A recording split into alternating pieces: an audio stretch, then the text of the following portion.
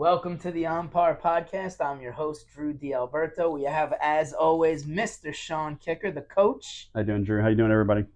Good to have you back, Sean. I missed you while you were on vacation and trying to get the 100-hole challenge cranking this year.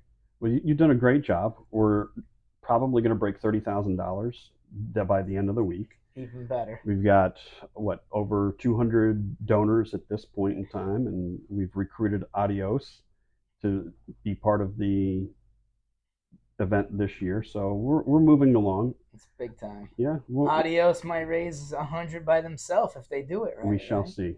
So, and part of the reason that I'm even involved in the first tee and the 100-hole challenge is sitting here in the middle of us. The legend is in the house, everybody. Mr. Jack Jack Bloomfield Bloomfield's is here. in the house. I believe according to Jack, he was the first Callaway rep ever working for Mr. Callaway. And when I met him, he was the director of First Tee of Broward, which is now Sean's position. And I met him at MBAF at a ambassadors meeting. And Jack was in there talking about how to get involved with the First Tee. And one of those ways was, hey, you could play 100 holes of golf in one day. And me at the time being a newly adopted golf addict said, 100 holes of free golf, I'm in. And what was it, 3 months later, you guys tapped me on the shoulder at a 6 Degrees holiday party and pulled me outside. We need a co-chair. And I thought I was getting whacked, and I thought I screwed something up, and I was going to be buried with the iguanas at Grand Oaks. And we gave you a job. And you gave me a volunteer job. So fortunately for me, I don't have to do any paperwork. That was in my contract. Right. But Jack, it's good to have you, man. Good to be here with you guys.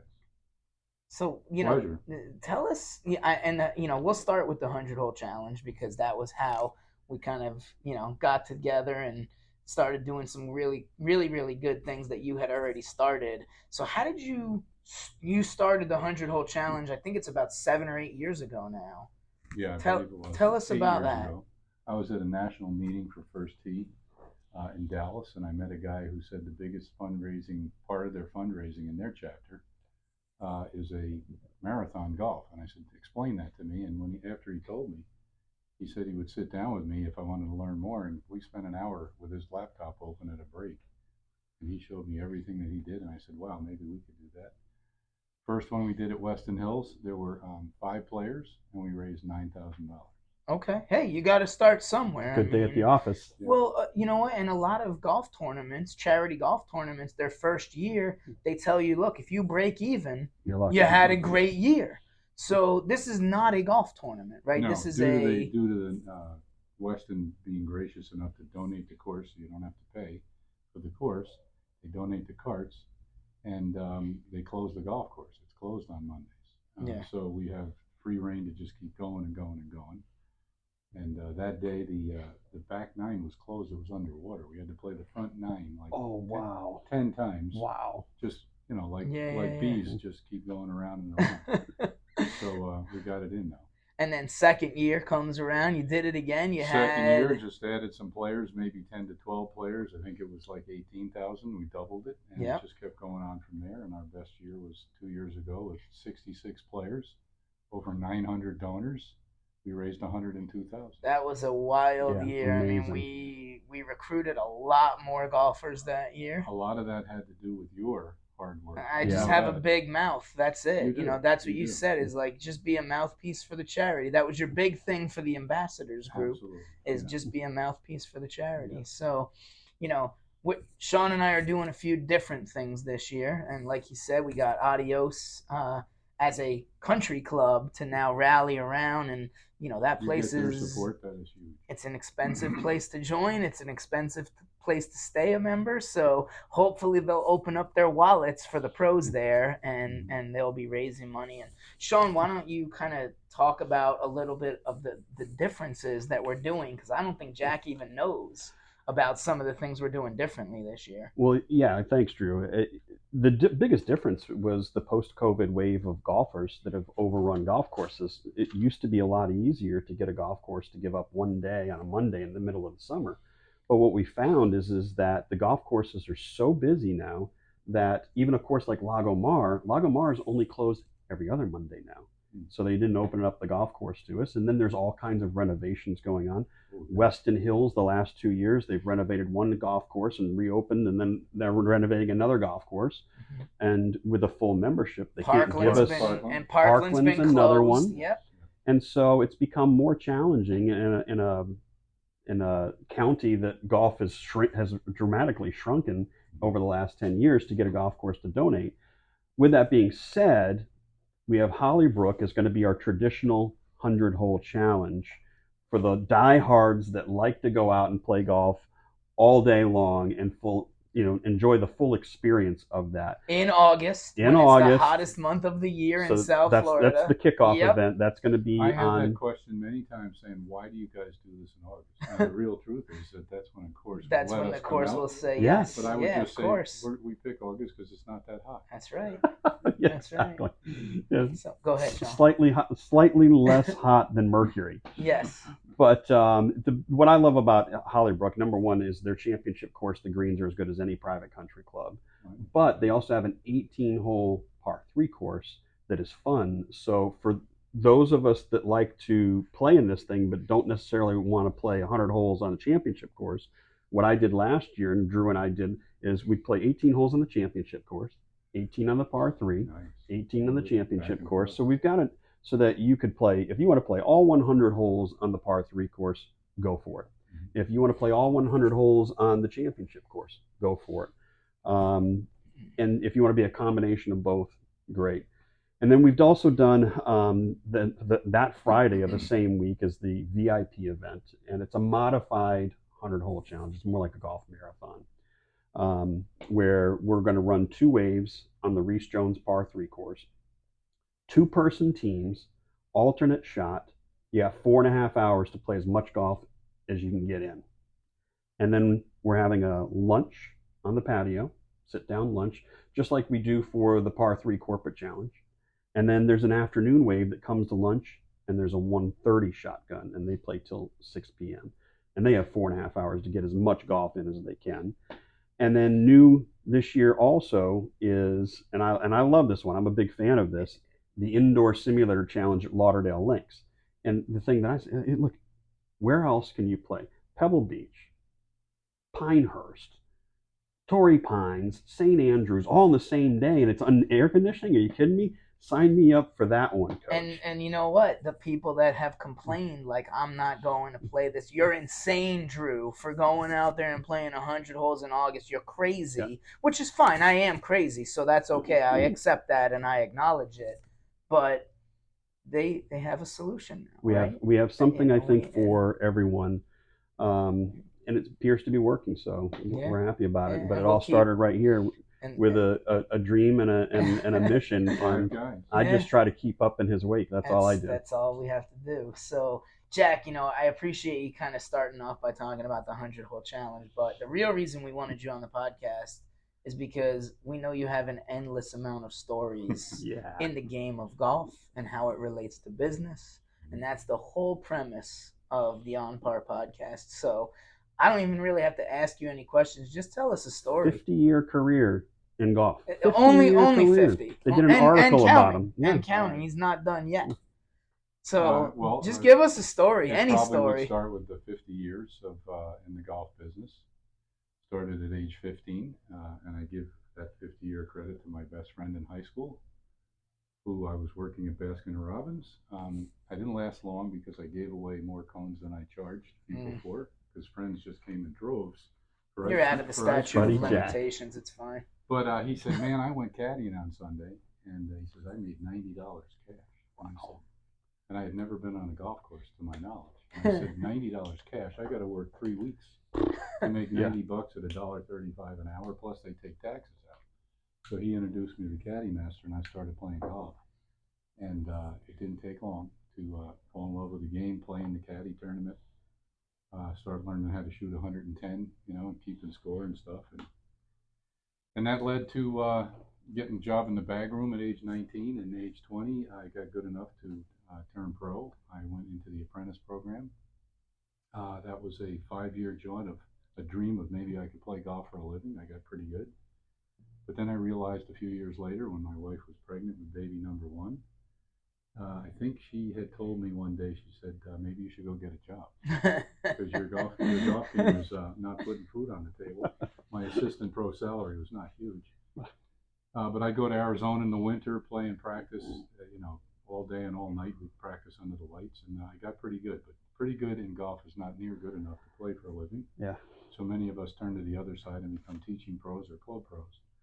My good scores were basically a good player's bad scores when I realized that. So I decided, as I was in the pro shop many times getting to know the golf sales reps, back in the 70s, there was a McGregor rep, there was a Wilson rep, there was a Lynx rep, and there was a Titleist rep. And I would ask those guys, how do you get a job doing what you're doing?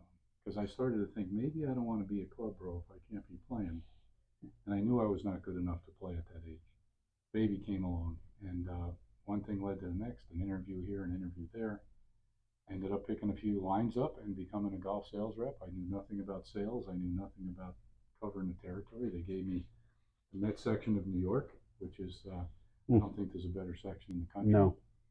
To knock on doors and call golf pros and say, I'd like to come over and show you my wares. And the greatest thing that happened to me, being in the right place at the right time, in my third year, I was at my third PGA show.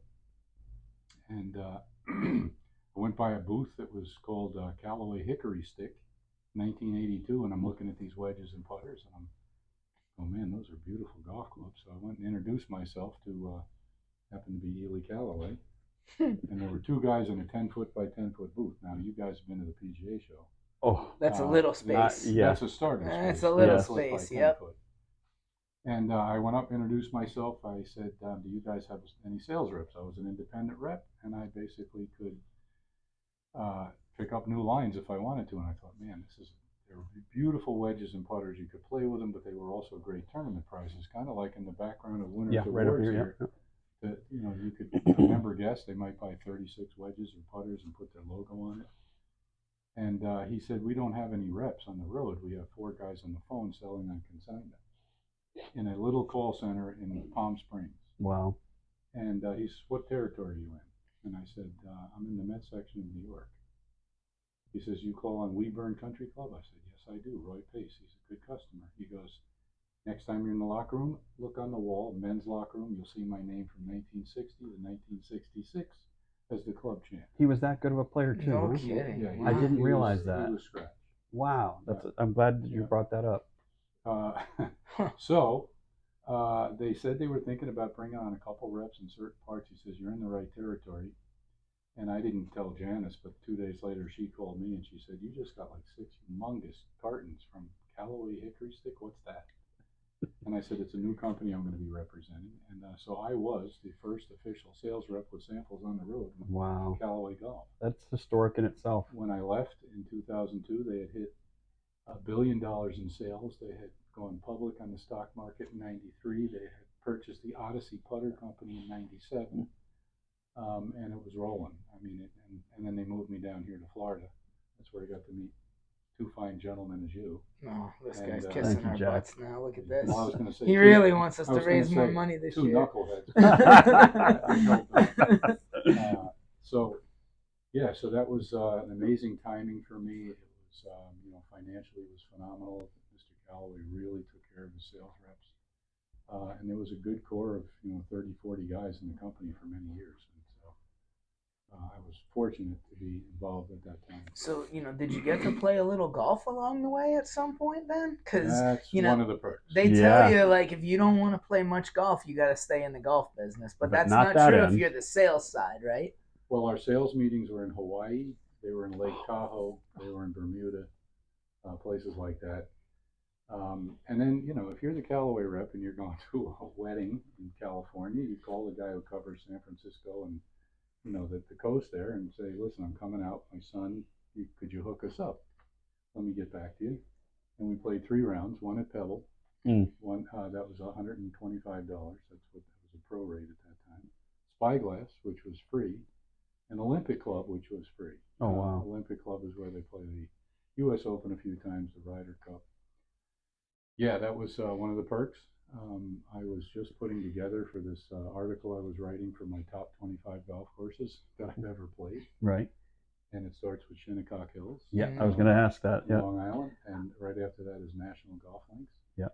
And right after that is a few courses in Scotland that I played, and went to Scotland last summer, last fall. My wife gifted me with a trip to Scotland, which I was not aware of this was happening, but it was an amazing experience. It's a nice surprise. That is a nice surprise. No wonder you've been married so long. So Scotland was a highlight, but one day here I am. I got 2 appointments. One's at Wingfoot, and one's at Quaker Ridge. And then at the end of the week, I'm down in South Central Jersey, and I'm calling on Baltusrol and Canoe Brook and Ridgewood. These are all in the top 100 of Golf Digest. And then I'm out on Long Island next week, and I'm playing Shinnecock and National. I'm not out there playing golf. I'm working. Mm-hmm.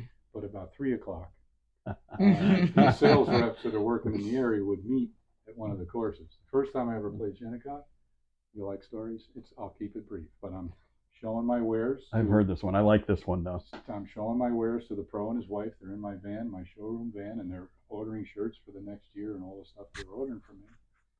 And I have my clubs hidden away in the back, and it's the first time I met them because I got a new line, and the number 2 on there, Wingfoot was 1 and Shinnecock was 2. It was a logo shirt company. And the guy retired and recommended me, and I picked up the line. It was fabulous. So I was cringing because I was nervous to ask. I said, Don, it was Don McDougal and his wife May. I said, hey, Don, when we're done here today, I'm staying in a hotel out here. Any chance I could go out and play a few holes? It's October. There's not one person on the grounds. Yes. People don't ever go to Shinnecock except June, July, and August. Yeah. And he says, well, Jack, really, I can't because you got to play with a member. And his wife on cue goes, well, Don, you're going out to play. Do you want to take Jack with you? She goes, you want to play with my husband? I said, I'll get my clubs. How nice was that of her, though? We went out together. We played 18 holes in 2.5 hours. We saw 3 deer. Nice. That's it, 3 deer. The sun was going down on one side. The clubhouse is a beautiful white, old-fashioned clubhouse. The green grass and the orange trees in the fall. I mean, it was like a spiritual experience. Yeah, coming up 18 up that hill to that clubhouse is magnificent, right? Never forgot, I shot me a 77, which isn't bad for seeing that course for the first time. That's when strong. I could play a little bit, but it was just a blast to be out there with him. What year was this? Probably 1980, 83 or 4. So before the U.S. Open. Yeah. The U.S. Open was 86. 86 was Ray Floyd. Ray Floyd. Yep. And I played at National that morning, Friday morning, which has a stone wall. They touch each other, yeah. Goes down there, and Shinnecock's on this side and National. So we played National in the morning, and then I got to be at the tournament in the afternoon. That was the same year that Nicklaus, on Thursday, they had like 40-mile-an-hour winds. Right. And Nicklaus lost a ball in rough that was, 6 feet high, and that was a wild day on Thursday. The scores were like, 80 and a couple guys broke 8. And they had narrowed the fairways too, right? Remember that they had where the regular rough would have been here, and they made some of those fairways were 20 yards wide, like 24 yards. That's wide. Nothing for you, man. You hit the fairway on every shot, Sean. What are you talking about? I think the term native fescue. Native fescue, yes. From that term, and he's hit it in the native fescue. But to be on a golf course like that with the pro, and then each year the reps would work at the same time in October, and we would the pros would set us up to go out and play. Again, there's no one out there, but if you know some people, you get in. That's the way and the world works. The fees were always good too. Yeah. 0. If you put free in golf, those are 2 of the best four-letter words you can string together. Right next to free food. Yeah, absolutely. Of course. Plug for the 100-hole. Now I think there's a mini golf story somewhere in here at some point. Am I wrong? You mean that I have the course record from the back tees at Pirates Cove? There it is. with maybe a special person from the back tees. Well, yeah, we were having dinner. One of the cool things about working for Callaway is that you get to meet a lot of tour players and you get to meet a lot of celebrities. I played golf with Alice Cooper in Palm Air. He was here in concert, so I went and picked him up at the hotel right up the street here. We went and teed it up at Palm Air. He's a good player. Celine Dion personally afforded my daughter, me, and her girlfriend tickets to the opening show at the Panther Stadium in 1996, but Celine Dion was doing commercials for us. Mhm. And Elton John was Saturday night, she was Sunday night, the first two ever. Our tickets were first row, and her husband was sitting behind us. Oh, wow. So that was pretty nice. But I think, Sean, what you're talking about Yeah, tell me. is that Johnny Miller Yes. was a regular at our sales meetings. He was a big time spokesperson for Callaway. He was the first staff player they ever signed. Yeah. And he did a great job for Callaway. But he'd come to our sales meetings, he'd go out to dinner with us. So we're out to dinner, four of us and Johnny. And we started talking about, after, it's a tradition, every year we go out and play 18 holes at Pirates Cove for money. We have a skins game. Pirates Cove, yeah, the miniature golf course. Yeah, right down the street right down the there. street. And we said, you got to come along. You're going to play with us. He goes, I'm not playing miniature golf. And he goes, we said, you don't have a choice. You're not. You're under contract. You're not driving. And you're got to come with us one way or the other. So he agreed that he would be the announcer. That's awesome. So in the parking lot, he changed his mind when he heard about we're playing for money and all that stuff. So we, Kerry and I go in, Kerry Keena, the rep down here. We walk in and we're signing up, and we tell him, Johnny Miller's coming in to play golf. And the owner goes to whoever's behind the counter, goes, yeah, whatever. Right. Johnny Miller comes around on cue and goes, all right, I like that purple ball, give me that. And the green, give me that putter with the green head and the green grip. I love it. So there we are, the five-some tees off. And I'm looking around going, these people have no clue that we're playing golf with a guy who won 25 tour events, 2 majors, shot 63 at Oakmont. He won 2 tournaments in Phoenix and Scottsdale by 25 strokes. He won by 14 in Phoenix and 11 in Scottsdale in 1974. That's when I was starting to play good golf, and he was my idol. So to be out here playing miniature golf, skins game, and when we were done, I had 10 skins, he had 5. And a couple other guys had 1 or 2, so I won more skins. We did carryovers. So he had to give me $5. I still have the 5. I have the signed scorecard. He came up to the booth the next day at the show. It was a 4-day show. He put his hands on my shoulders and he said, I just don't want you to get a big head. Taking money off me putting is not a big deal. Yeah, he might have won 10 majors if he had a putter. Right. He was a great iron player. He said, taking money off me putting is not a big deal. So just making sure you keep your britches on. Yeah. And just another fun thing with him is I was telling somebody with Johnny standing there, I said, Johnny, I told him about your Phoenix and Scottsdale thing, which is my most impressive thing. And he goes, yeah, did you tell him I hit it in the water on the last hole? Wow. And I used to play and practice at Phoenix Country Club, which is a par 5, and there's water to the right. And he went for it in 2, hit it in the water, had to drop out and got it up and down for par. But that's what he said when I said he won by 25 shots. He goes, yeah, but did you tell him I hit it in the water on 18? So you should have Because won. he would have won by 26. You're right. Or 27. Yeah. But he was shooting 61s in the desert and 63s, and it was crazy. So I got to meet some really cool guys. John Daly. I did hear your podcast about, I think it was Rich Rogers telling the Chi Rodriguez story. Right, yeah, that was a good one. Story, yeah. I got to do some great demo. Pro would be here, John Daly, Colin Montgomery at the Honda. I would go pick them up. I picked up Johnny one year. We went to Edwin Watts, signed autographs for 2 hours. People were bringing in Sports Illustrated from 1974. Oh, wow. And 73. But Chi-Chi, we were over in Naples with about 100 members at a really exclusive private club. And Chi-Chi is the master showman, speaker, joke teller. And so he has this new club called the Heavenwood, right, which is a 7-wood with a rail on the bottom. And so the members start saying, can you hit that club like high? He says, can I hit it high? So he takes the club and he hits it as solid as you can hit a golf ball, as high as you can hit a 7-wood. And he goes, but that's not a big deal because I can hit it low too. And he takes his foot and he steps on it under the ground. I mean, it's like it's dented into the ground, and he hits his low right out of the ground as good as you can hit a golf ball that way. And he go, any other things you'd like me to hit? I mean, he was so funny. He had people on stitches. What a great advertisement for a club, though, to be able to say, hey, this ball is underground and it will dig it out of there for you. Right. Yeah, and granted, the talent probably had a little bit to do with it, but it doesn't help club sales. It helps club sales a little bit too. He was a piece of work. We're at the Honda one year, and Colin Montgomery at the last minute couldn't make it, and John Daly was on our staff.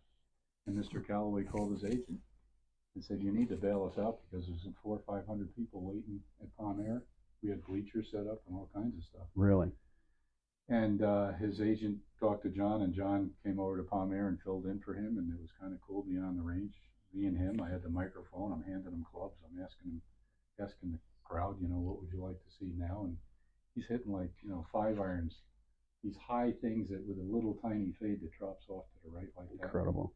He could hit any shot anybody wanted. 97. He can still hit good shots now, but that was a fun day. No doubt about it. So tell us some of the interesting innovations, because you started the business in an era when technology really wasn't a huge thing, right? We were playing forged blades. You said it, McGregor, Wilson, Woodwoods, and no such thing as a lob wedge back in our day. It was a 55-degree sand wedge that had no bounce to it whatsoever, right? Yeah, just 55 exactly. ZSW. And you presided over an era that we just saw such a transformation. Mm-hmm. Talk to us a little bit about some of the exciting things that you were part of and how that changed the game. Well, it was probably TaylorMade gets the credit for the metalwood, and then Mr. Callaway gets the credit for the Big Bertha a couple of years later. But before that, there was a wood that they created after TaylorMade was really running away with things with good players. The Woodwoods were everything, and all of a sudden a few metalwoods came out on tour and they took off. So it was, I guess, about 1988. Out comes the S2H2 wood and iron, which was a bore-through shaft that basically went through all the way to the bottom, and then they would cut it off and smooth it over. And the idea was to, if you can get that shaft all the way to the bottom of the golf club instead of in the hosel at the top of the club, it's going to twist a little less, and the technology was solid. And he decided, since TaylorMade was dominating, because Mr. Callaway was a marketing genius, and he never put pressure on us, never put quotas on us. He says, we're going to create great products. Just take care of your customers. If they got problems, take care of it. But, they never put pressure on us. We actually had to undersell people because there wasn't enough product. But here comes S2H2. What did he do? He went to the brand new senior tour. And there were guys out there like Orville Moody and Jim Dent. Got to take Jim Dent to a clinic in Miami, which was fun.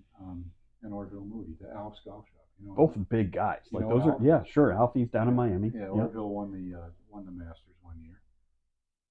But Jim Dent, Orville Moody, and guys like that, and a little later, after when the technology changed even more, it became Bruce Fleischer and guys like that. But he really went to senior tour, and all of a sudden, Callaway dominating on the senior tour. Yeah. And who are the best customers for Callaway's equipment, which is high-priced equipment, are people 50, 60, 70 years old that belong to private country clubs around the country. So all of a sudden, Callaway is moving forward. TaylorMade's feeling the pressure. And then here comes Big Bertha in 1992, 91, which was the first oversized metal one. And one thing led to another, that it became the titanium Big Bertha, Great Big Bertha, which was even bigger. So you could swing harder, and if you missed the center of the club, you're still going to get a pretty good shot. And it went on from there. The biggest Big Bertha. Biggest big. It was Big Bertha. It was Great Big Bertha. It was biggest Big Bertha. Every time I'd show up to an account with new samples or the PGA show, the booth was packed. People were writing orders. I want the next thing that Callaway comes out with. When I decided to move down to Florida too, the technology was so strong with Callaway. My best customers in New York said, Jack, you're crazy if you don't stay with Callaway, because their technology, they would fly their best accounts out to California, to Carlsbad, and they would see what they're doing. And they just said, they're so far ahead of anybody in the golf industry. Did you get an opportunity to go to their R&D department and see what was in the pipeline and stuff like that? We had meetings out there a couple times a year. They didn't let us too close to the R&D department. We saw the R&D, like CAD design, the way they design clubs and stuff. They didn't tell us what was in the pipipeline. They don't want us to get too psyched. Don't buy this. Wait till you see what's coming out next. We had to keep the sales going. Of course. Buying Odyssey in '97 was just an unbelievable thing, because that's when they shot through the roof. I go into Edwin Watt's store to do a fill-in order in Fort Lauderdale, and it's like 300 putters every 2-3 weeks. Incredible. And now comes the 2-ball. Yeah. And that put my kids through college. Yeah. I mean, you really were at a special place in time because the industry's changed so much since from the day you started to the day you retired and moving into the future. It's a different world. And I find it so interesting the concept of Mr. Callaway talking about how we're going to make great products that are going to sell themselves. You just take care of people. Right. And you don't hear that anymore. And no quotas, no nothing. And he stole some cards from Nordstrom's, I believe. He never admitted this, but he would do things that would blow people away so much that they had to be Callaway customers for life. I'd be at a demo day, there's 100 people waiting to hit clubs, and this guy walks up to me and he says, "You're not going to believe what your company did for me." And I said, "Here we go." I sit back and wait for another good story. My wife lost her Heavenwood cover. She went in the shop. And they didn't have an extra cover, so they called customer service from there. They FedExed her a 7-wood head cover overnight with a letter of apology saying, "We're sorry you lost your head cover." That guy since has probably bought 10 sets of Callaway clubs for his kids, his grandkids, and his wife's third set for their third country club in Chicago.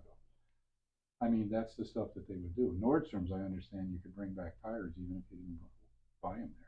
Incredible. You could bring back the tires and you get a customer in your store. They give you a credit.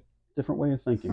Different way of thinking. That was his style. But it's genius when you actually step back. They started the replacement too. If you had a problem with a club, sometimes with no hosel. Oh, I remember those. Break off. Yep.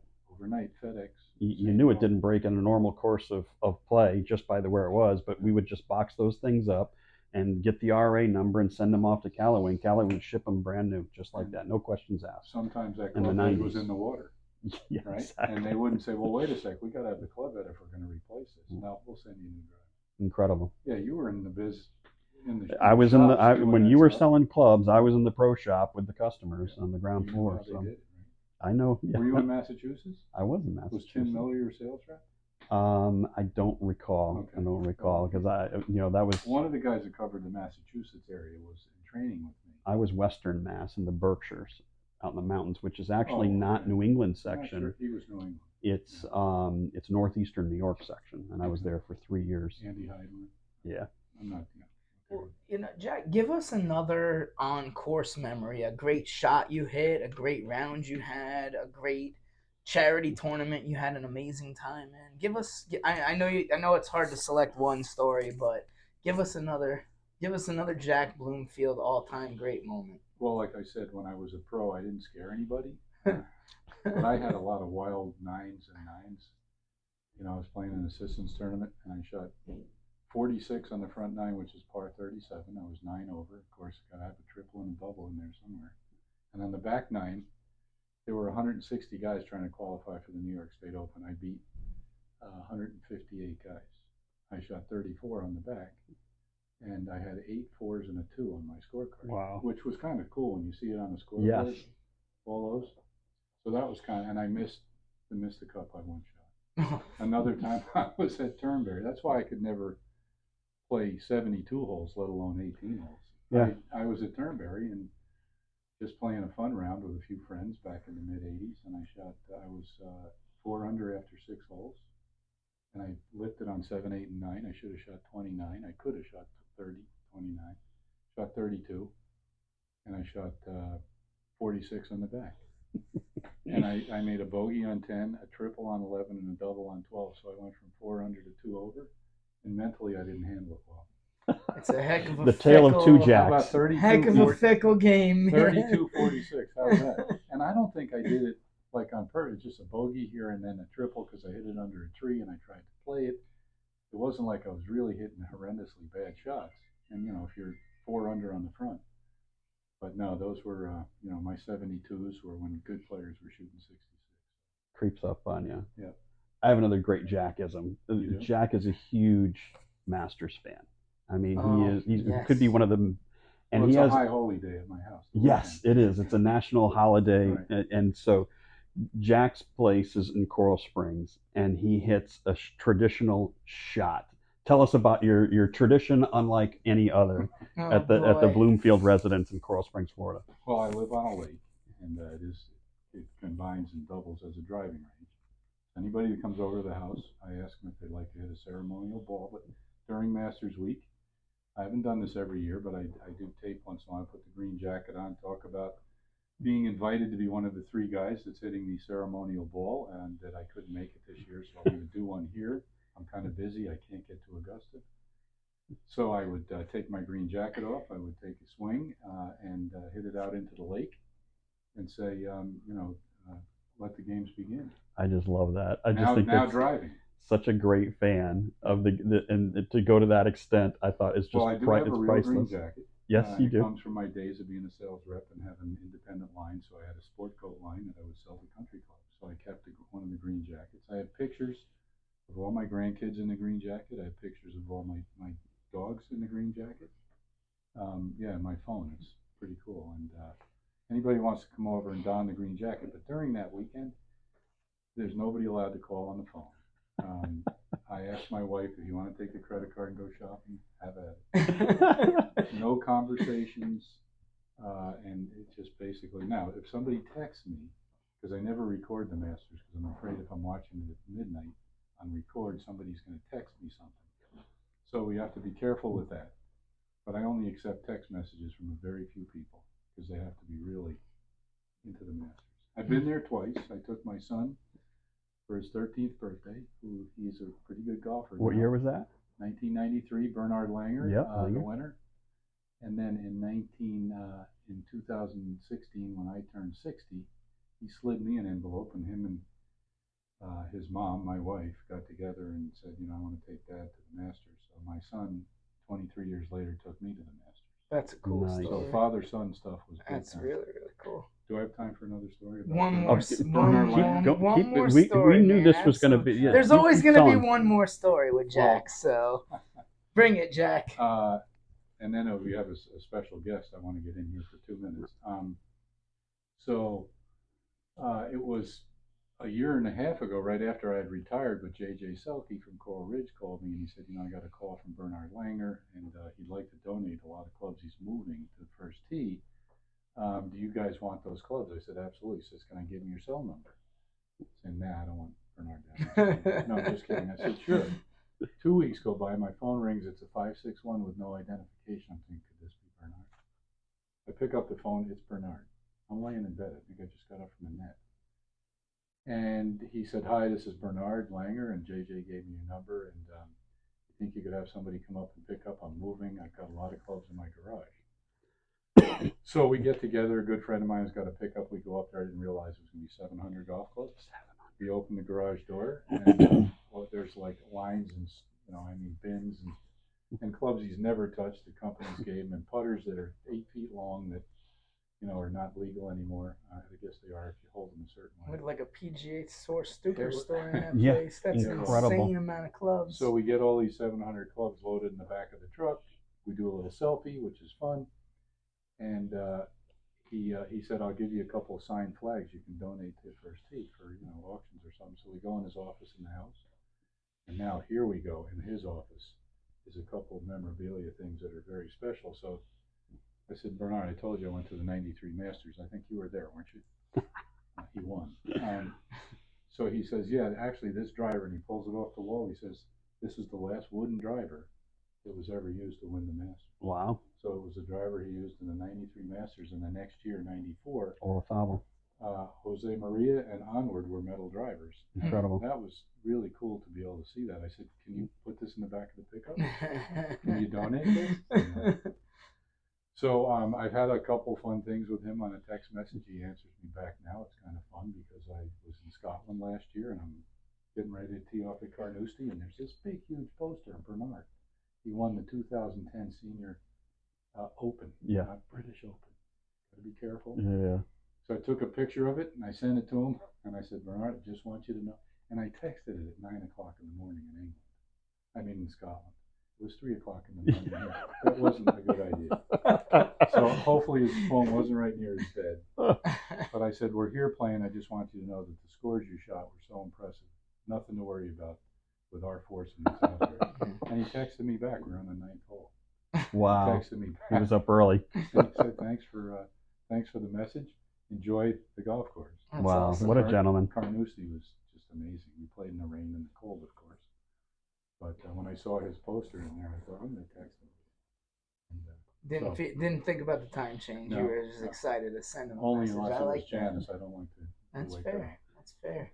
So, we have never had a guest Of a bring on guest. another guest. Yes. Okay. But there's a first time for everything. Absolutely. And, I think it's going to illustrate a point we've been making really well over the last 6 months or so. About first tee? Well, no, more about the fact that, you can play with anybody from any generation and bring families together and have 3 or 4 generations in a threesome or a foursome. So why don't you go ahead and we'll give you the honor of introducing Can I do the your introduction? guest, Okay. please. Well, thank you for the opportunity, gentlemen. It was my job today as grandpa to pick up my grandson, from his golf camp. And he is now about a year into enjoying the game of golf. He's getting into it, and his name is Easton. And I'd like to bring him up. He's 6 years old. Easton, come on up. Come on over, Here he Easton. comes. Here, right here. Right over in the here. middle. Right and There pop you go. up. All right. Yep. So now you heard these guys asking me questions. So are you ready to answer a couple questions? Are you? You sure? You're not too shy? Well, Okay. You got Easton, your Titleist hat on. Who's Okay. your coach, Easton? Coach TJ. Yeah, Coach TJ. All right. Coach TJ is a first tee coach, right? You know who got him in the first tee? This guy right here. That's who got Coach TJ involved in first tee. So I'm glad you're enjoying it. What's your favorite part of summer golf camp with Coach TJ? When we do full swing. Full swing. You like to watch the ball go far, huh? Nice. Is there anything else? You get on the golf course at all? Just with pop-up? Wait, you were on the course today? Yeah. What'd you make on the 11th hole? What'd you do on the 11th hole? So when I was using my driver on the 11th hole, I hit it right on the green, and then when I hit it with my putter, and I hit it right in the hole. there you go. Amazing. Great job, We made Easton. it 2. How Nice. close to the pin? How close to the pin were you with the driver? How far was the putt? It was about from here to the hole. Oh Wait, man, right it was there, you got right? you were close to a hole in one. So Easton, Pop told me a story about the fact that, with kids, we usually play golf courses when they're shorter, right? But not you Pop. Your Pop made you play a full, long golf hole. You remember that? The second hole at Eagle Trace? What was that experience like the first time? You had no idea how far the golf courses can get, right? You remember what you made on that hole? You know? 14. 14. Correct. That's pretty strong, buddy. That's pretty Well, good. here's the thing. I didn't want to traumatize Easton, but he hit such a good drive. I said, you know what we should do? Let's play every shot and get it in the hole down there. And he saw the hole was 400 yards away, and he goes, all the way down there? I said, yeah, let's just count every shot. And he didn't miss any shots, but he topped a few. He hit one pat, but he went all the way, and he played every single shot. And it went in the hole on the 14th stroke, remember? And so we got the scorecard. We wrote a 14. We circled it. Easton signed the card. I signed the card. And we put the date on it. So we're going to remember probably the next time you play that hole, you're going to. Is it better to have a higher score or lower score in golf? Lower score. Yeah, good. Okay. You didn't know that last year. You know that now.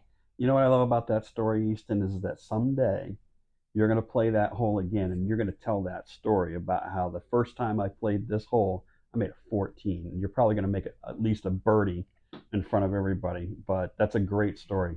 Thank you for Think sharing about that. If you made a 10, and then you make an 8, and then one day you make a 6, and then maybe one day you birdie that hole and make a 3. And You know, but Pop also told us that you might be hustling him out there a little bit on the What? golf course because you took a few dollars off of him, right? How much money did you win?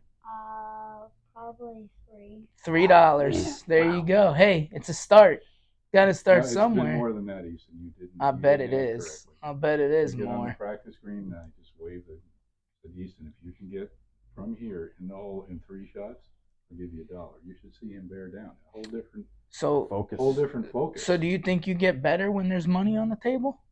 Better. All right. All right. I see him shaking his head. Yes. I love it. Very cool. Well, Easton, thanks for being our first guest of a guest on the OnPar Podcast. Did a You're good job. welcome. All right. We appreciate you. Thanks a lot, Jack Wait a minute, Bloomfield. guys. Wait a minute. Are you going? You going to school? What grade are you going into? First. Man, I have a grandson going into 1st grade. Okay. That's what a 50-year golf career will do for you, right? All right. Well, you did a Okay. good job as a guest. Thanks for being Yeah, here. thanks, Easton. Both of you guys were great Jack guests. Bloomfield, always happy to have you. Thank you Gentlemen, very it was a much for pleasure. being here. Jack, And we will Good catch luck you. with the 100-hole challenge. I hope you hit some big numbers and get a lot of players. And hopefully it's Big not- numbers in fundraising, and not when hopefully we're it- out there swinging. Yeah, hopefully it's not hot out there. Yeah. Want to go ahead and thank our sponsor, Winners Award Group, and we're in this beautiful showroom here in Coconut Creek, and also Megacore CBD. We're rocking our Megacore t-shirts. Thank you to Dr. Marcus McCrae in Indianapolis. thanks, Marcus. We talk about all the time, if you don't have Megacore CBD's pain stick in your golf bag, you are making a huge mistake. Go to megacorecbd.com and type in our code OnPar10 for 10% off your first order. Thanks again for listening to the OnPar Podcast. Have a great week. Perfect.